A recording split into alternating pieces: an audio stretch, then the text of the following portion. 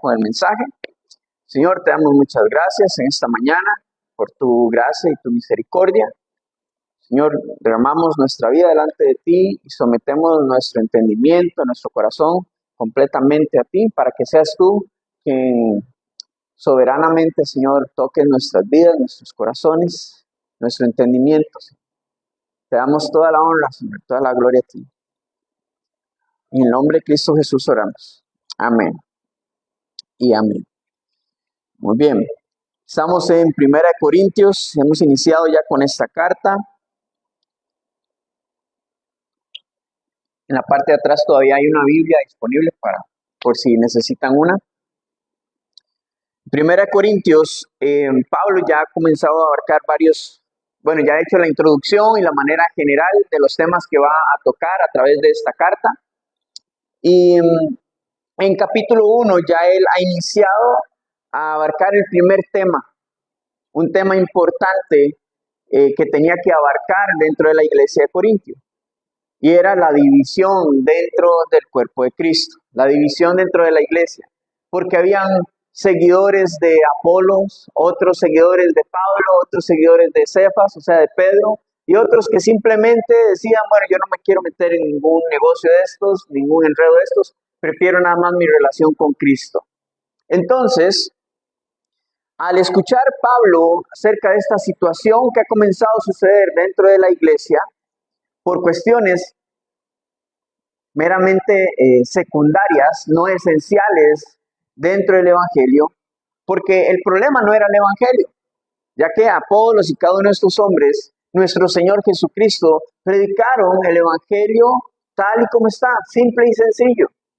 Pero el problema estaba con los demás seguidores, quienes estaban creando divisiones dentro de ellos, por maneras, modelos y maneras de enseñar, por formas simplemente.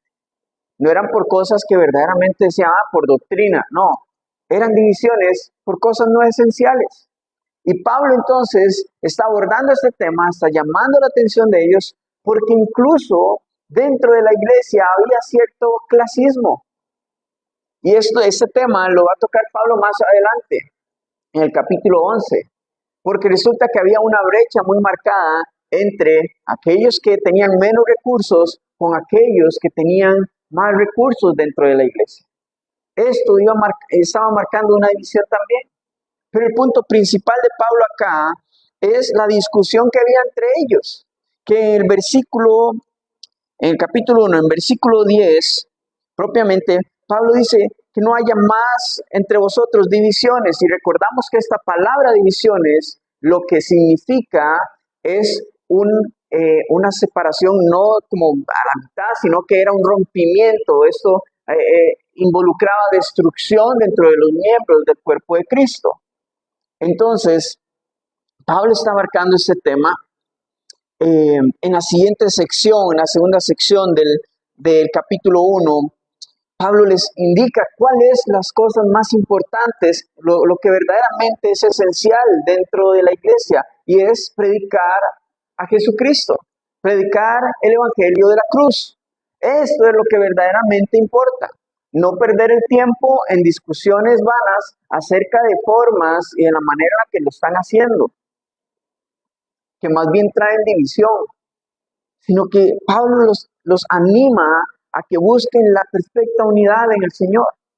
No que sean una sola iglesia en cuestión física, pero sí que sean una sola iglesia que tengan como un acuerdo el evangelio de Cristo y una sana doctrina. Parte de esto es que Pablo comienza a poner énfasis entonces en fundamentar el poder que tiene la palabra de la cruz, que para algunos era locura, principalmente para los griegos, quienes se caracterizaban en aquel momento o se jactaban de tener las mentes brillantes, eran los filósofos, los pensadores, y ellos no podían entender el evangelio que Pablo predicaba, porque era una locura para ellos. El tratar de asimilar y de tratar de ver cómo en su razonamiento humano explicar cómo el Hijo de Dios vino a esta tierra para morir crucificado en una cruz, para salvar a su misma creación, para ellos no tenía ningún sentido. Y para los judíos era un tropezadero, porque ellos sabían que había un Mesías, pero no concebían que el Mesías que Pablo estaba predicando y el que los discípulos estaban predicando y que Jesús mismo predicó acerca de sí mismo, no podían concebir de que Él fuese el Hijo de Dios, el libertador, porque no encajaban los estándares que ellos tenían acerca de quién era Jesús o de quién era el Mesías. Entonces, Pablo decía en el versículo 18, la palabra de la cruz es locura para los que se pierden, para los que buscan tratar de entenderlo dentro de su razonamiento humano. Pero para los que creen, simplemente creen, es poder para salvación, es poder de Dios. Y en esta parte, Pablo viene a traerse abajo la sabiduría de los hombres, porque eso es lo que hace Dios con su palabra. Trastorna la sabiduría y el razonamiento humano. Usted lo puede ver a lo largo de la historia.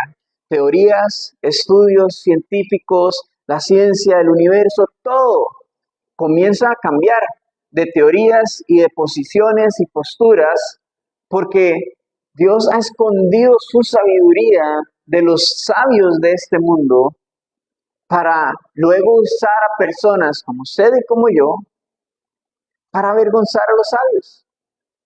Dios ha escondido su grandeza, su poder y su sabiduría para trastornar la sabiduría de los hombres. Y es lo que ha desarrollado en esta segunda parte del capítulo 1. Ahora, Pablo se ha referido acerca de la sabiduría humana de manera general, pero en la siguiente sección, en la última sección del capítulo 1, Pablo va a hablar de cómo Dios trastorna también la sabiduría de los creyentes.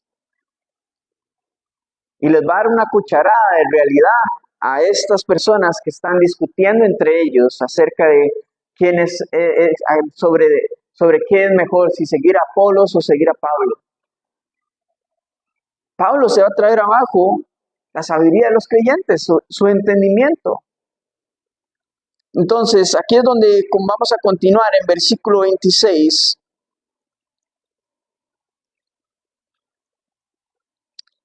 Y dice, pues mirad, hermanos, vuestra vocación, que no sois muchos sabios según la carne, ni muchos poderosos, ni muchos nobles, sino que lo necio del mundo escogió Dios para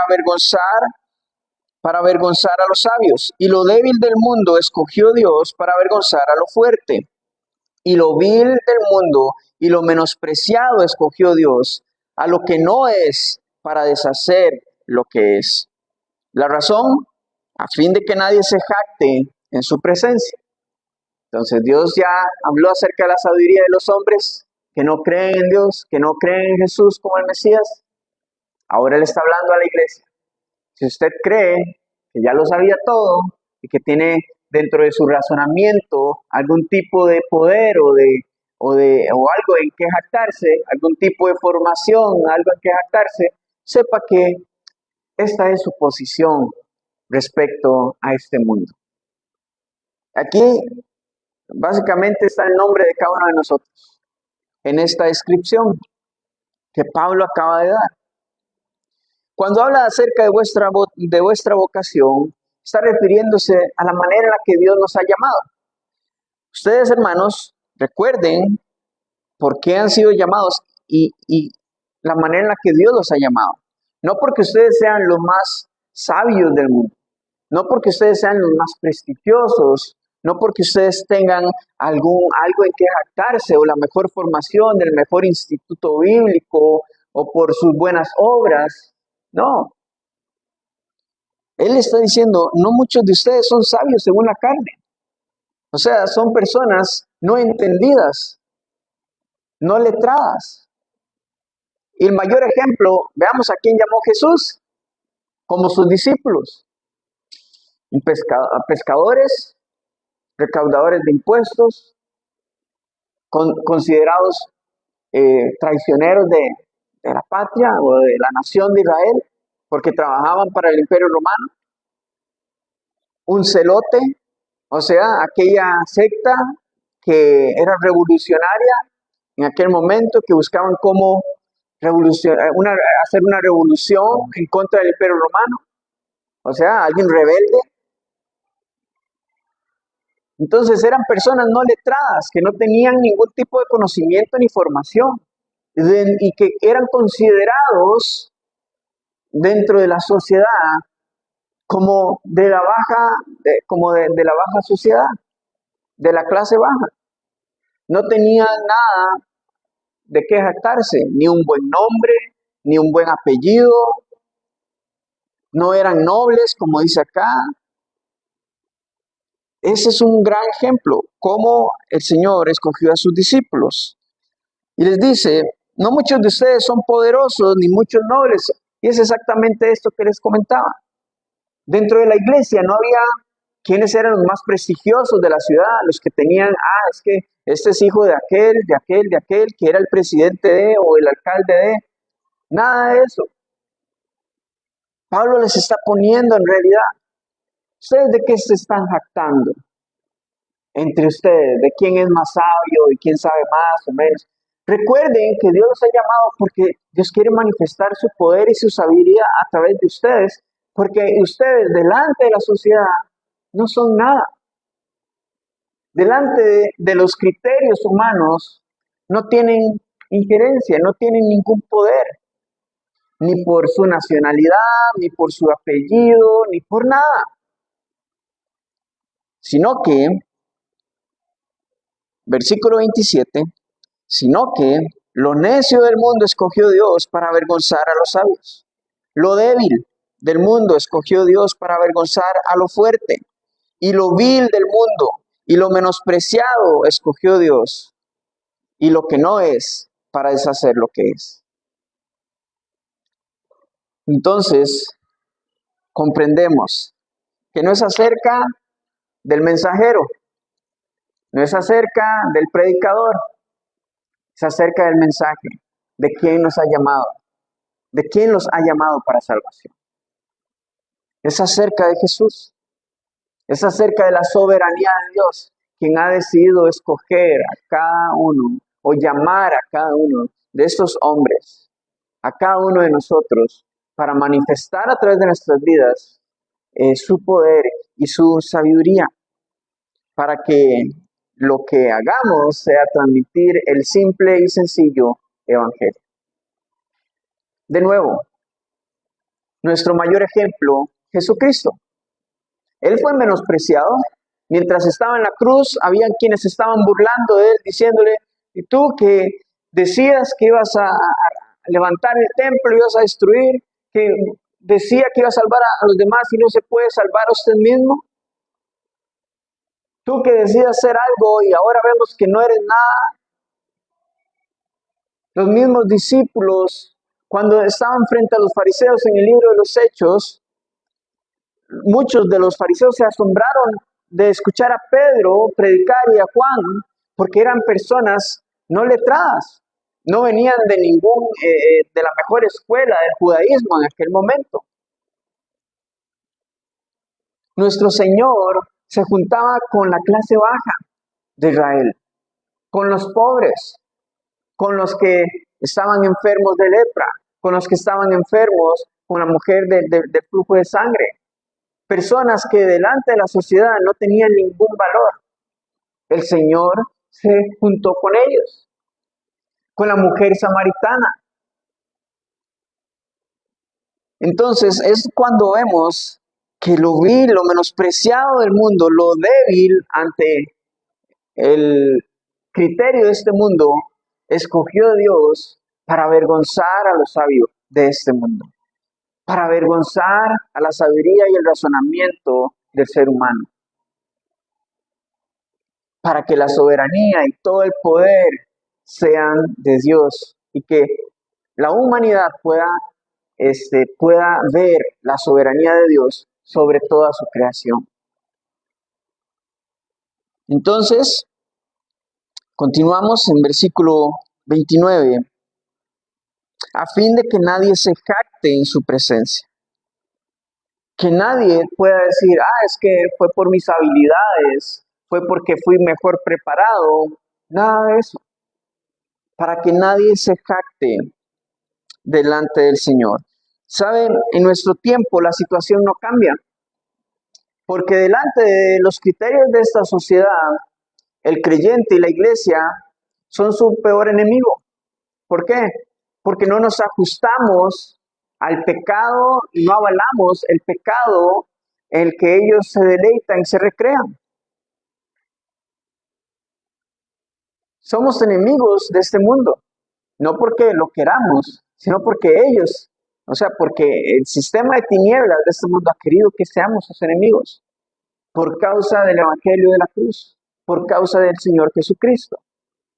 Y aún así, aunque para este mundo considera que el creyente es tonto, es ignorante, es débil por causa de la fe, aún así el Señor ha decidido en su soberanía manifestar su poder y su sabiduría a través de nosotros.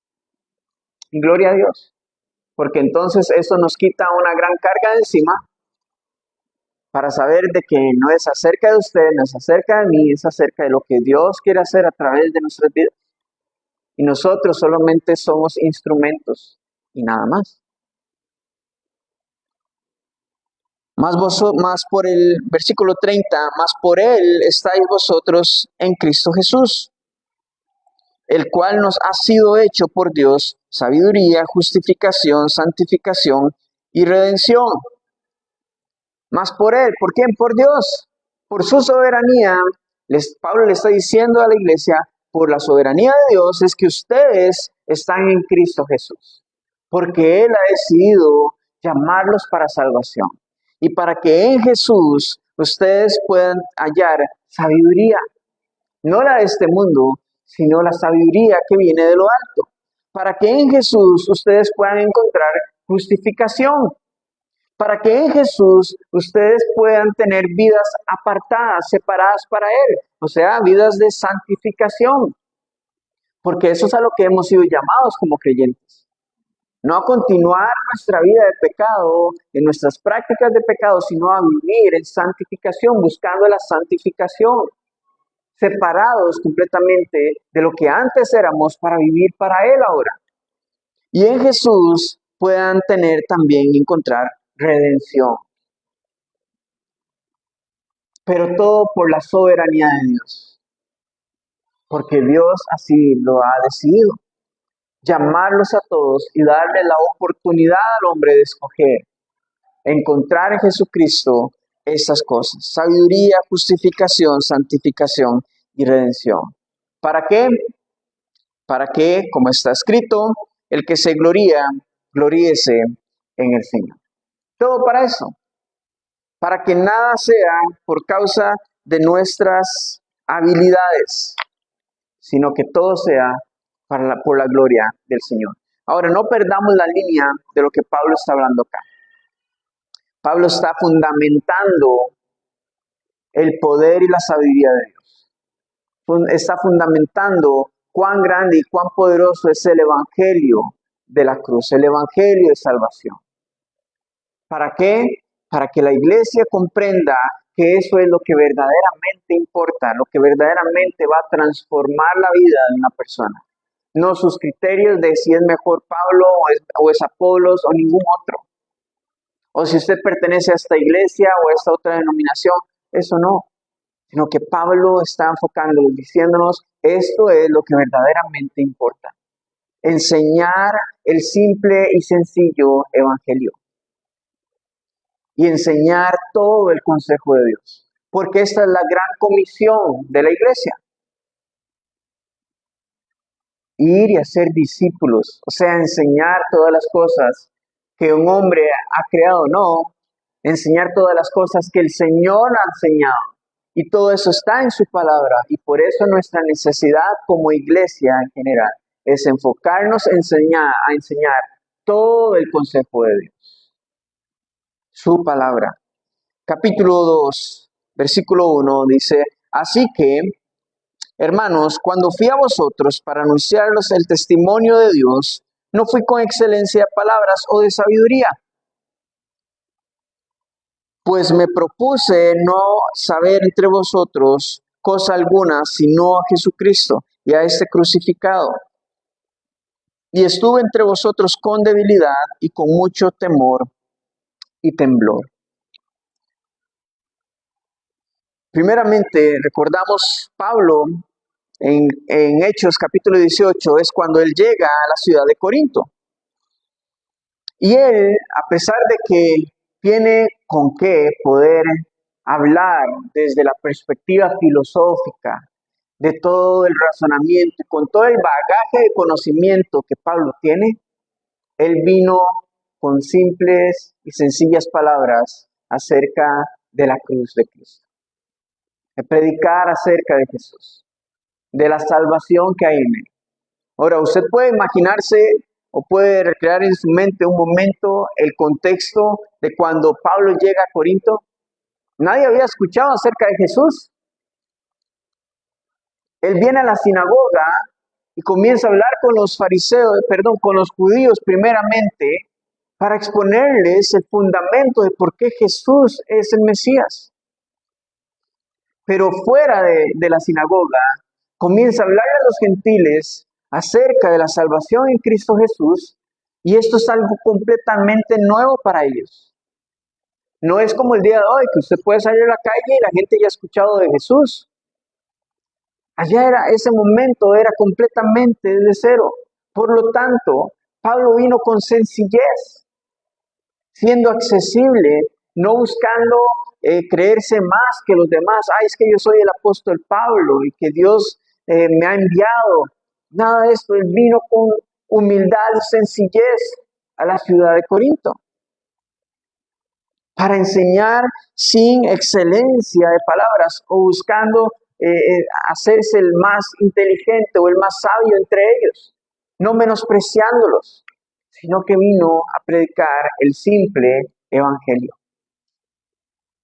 Porque el simple evangelio tiene poder por sí solo. El simple evangelio es suficiente. Cristo es suficiente.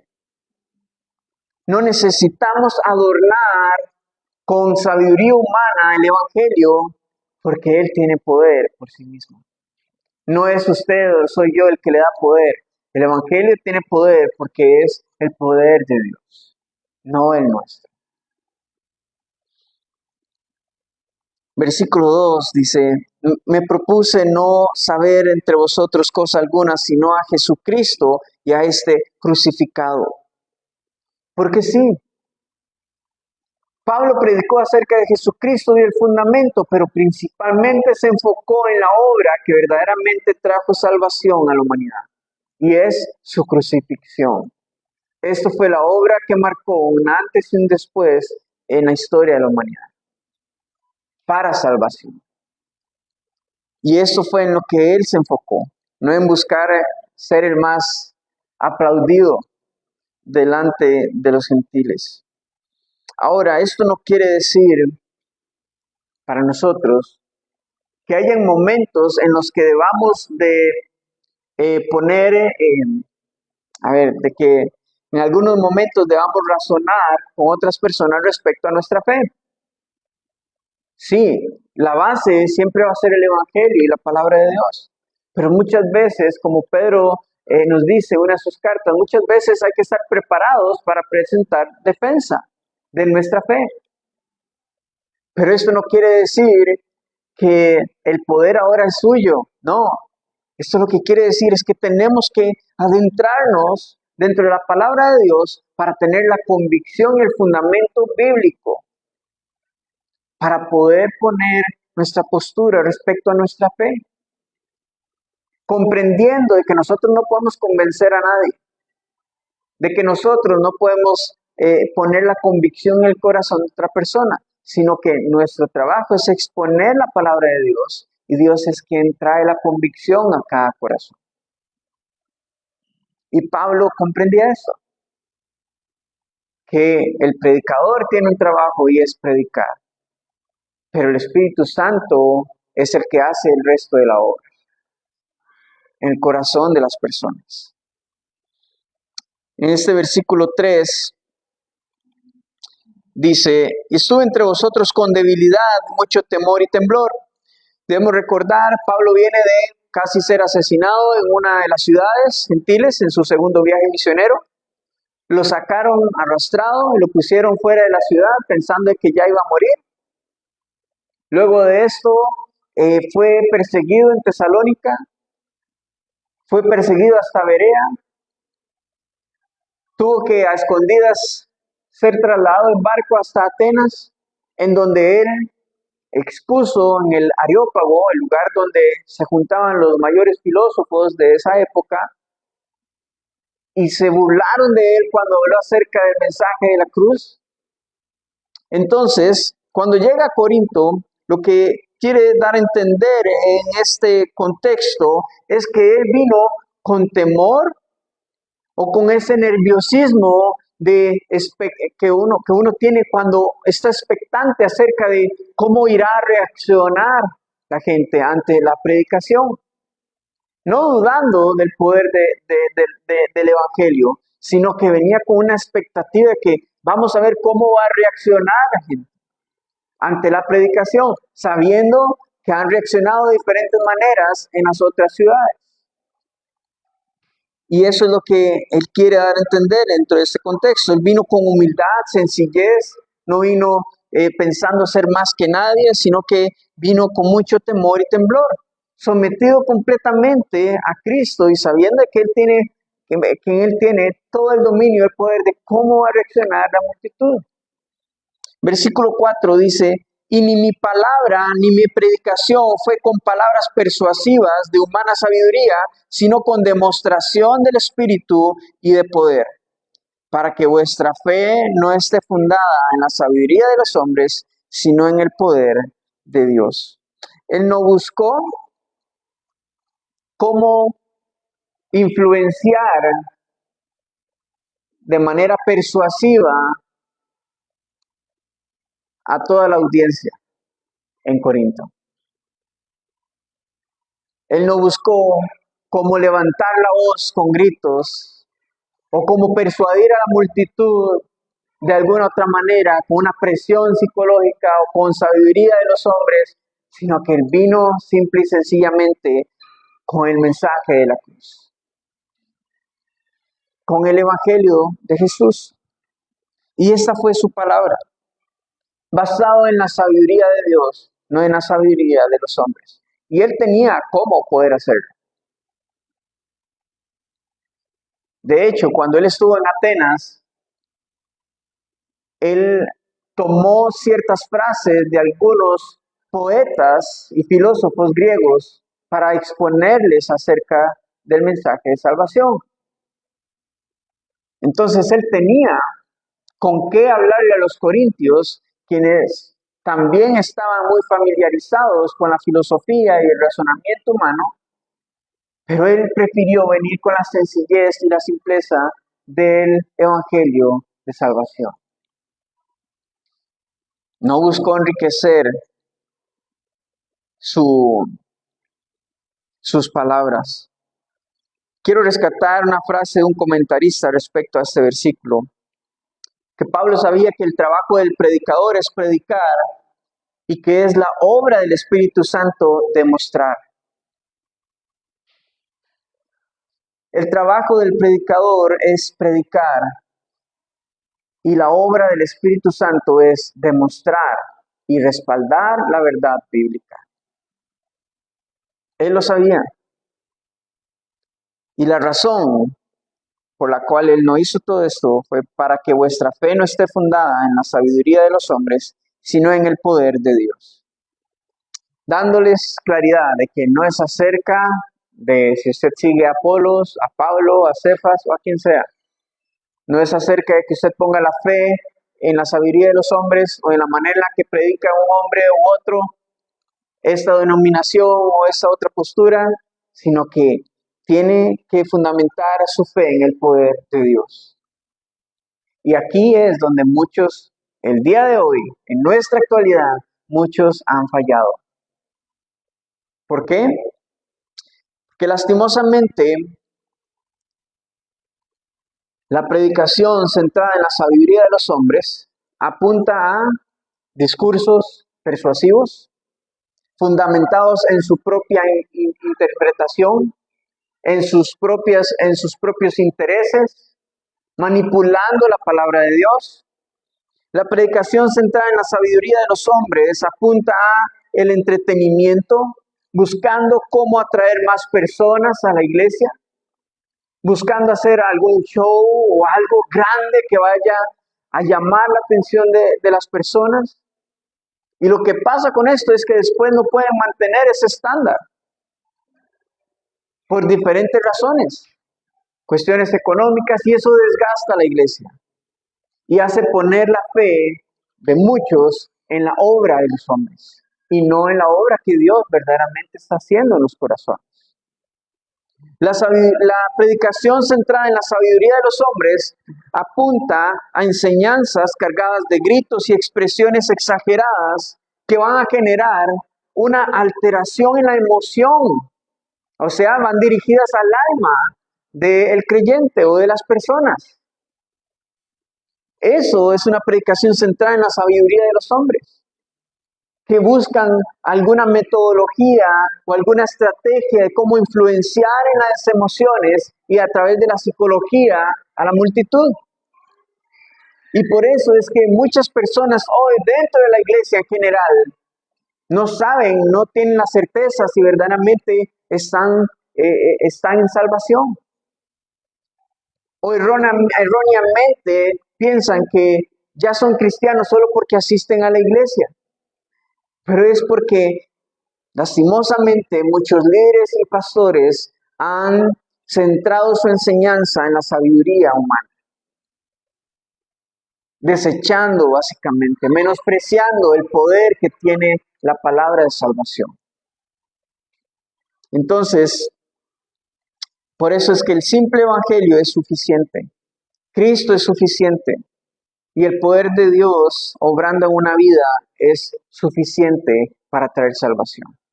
Lo que Pablo está ubicando a la iglesia no es acerca de los hombres, es acerca del poder mismo que tiene el evangelio de la cruz, que ha trastornado la sabiduría de los hombres y trastorna y continúa haciéndolo de esa misma manera en nuestra actualidad.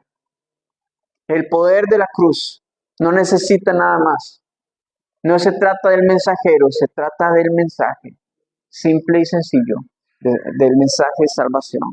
Porque Él es el que tiene poder, no el hombre. Nosotros no tenemos poder para salvar, solo el mensaje de la cruz. Así que de esta manera, Pablo ha desarrollado esta exhortación para que las personas no pongan su fe en los hombres, sino que lo pongan en el Hijo de Dios, el único que puede traer transformación en una vida. Vamos a dejarlo hasta acá. La próxima semana continuaremos desarrollando este mismo tema y el poder de Dios en la vida de la iglesia de Corinto y cómo aplica para nosotros hoy. Pero quisiera cerrar animándolos a que busquemos de esa misma manera centrarnos en lo que verdaderamente importa. La palabra de Dios. No hay manera en la que podamos errar ni fallar si nos centramos en la palabra de Dios, en lo que nos dice acerca de quién es Él. No se trata de generar muchas actividades y ver cómo llenamos la iglesia, porque el Señor no se basa en cantidades. La prioridad del Señor es el corazón de cada persona para que encuentren salvación en Él. Y damos gloria a Dios, porque cuando estamos centrados en esto, en predicar el simple y sencillo evangelio, Dios nos va a guiar a las buenas obras que debemos de hacer, guiados bajo su voluntad y no bajo nuestro entendimiento humano. No buscando estrategias y maneras en las que podamos generar más audiencia, sino vamos a buscar y escuchar la voz de Dios para ir y hacer su voluntad, porque eso es lo que al fin y al cabo hemos sido llamados a hacer, su voluntad. Amén. Señor, te damos gracias en esta mañana por tu palabra, por tu amor y tu bondad. Gracias de verdad, Señor, porque tú nos llamas a una gran comisión que es predicar tu palabra, es enseñar todas las cosas que tú nos has enseñado en tu palabra. Gracias, Señor, porque no es acerca de nosotros, de lo que no es acerca del mensajero, no es acerca del predicador, es porque tú, Señor, eres quien hace la obra.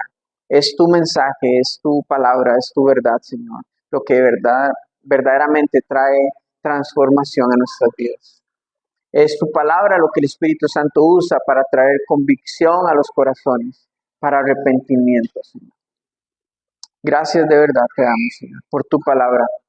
Y yo espero que hayamos sido exhortados, animados, y aquellos otros que escuchen este mensaje, Señor, y que se expongan a estos mismos versículos, sean amonestados, Señor, por tu Espíritu, confrontados por tu Espíritu, para volver a la senda, Señor, a la senda antigua, a la senda donde verdaderamente tú, Señor, quieres hablar y quieres hacer tu obra, Señor, para que vuelvan a la esencia de tu evangelio, Señor, y no se desvíen hacia las cosas que no tienen importancia, porque al fin y al cabo todo en este mundo va a pasar, Señor.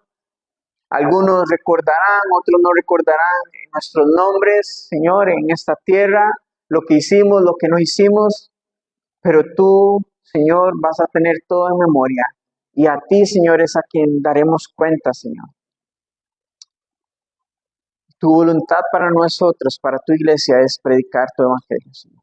Simple y sencillo. Todo en esa tierra pasará, Señor. Pero lo que es esencial, lo que es importante verdaderamente y es eterno, es la salvación que tú solamente das por medio del evangelio de la cruz. Y es en lo que verdaderamente tenemos que enfocarnos, Señor. Te damos toda la honra y la gloria a ti en esta mañana. En el nombre de Jesús oramos. Amén y amén.